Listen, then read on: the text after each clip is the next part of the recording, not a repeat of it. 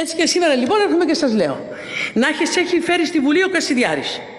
και να σε φέρει και η Κωνσταντοπούλου, γιατί είπες ότι την έχεις ακούσει με τα αυτιά σου να υπερασπίζετε τον Κασιδιάρη, συμβολοποιώντας το όνομα του Κασιδιάρη το σύνολο της Χρυσής Αυγής μέσα στο Κοινοβούλιο το 2015, παραπέμπω όποιον θέλει βουλευτή να ανοίξει τα πρακτικά της Βουλής και να τα δει, να δει τι θόρυβος είχε ξεσηκωθεί τότε, να δούμε και να αντιληφθούμε πώς η μη παρουσία του Κασιδιάρη και της παρέας του και όλων αυτών των δολοφονικών, μαφιόζικων οργανισμών που ήταν η Χρυσή Αυγή μπαινοβγαίναν στη Βουλή και μιλάγαν από μπουζού μέχρι και εγώ δεν ξέρω τι, μέχρι το γεγονός που δεν το είπα, αλλά γιατί να το θυμίσω, έχω λόγο να κάνω οδυνηρές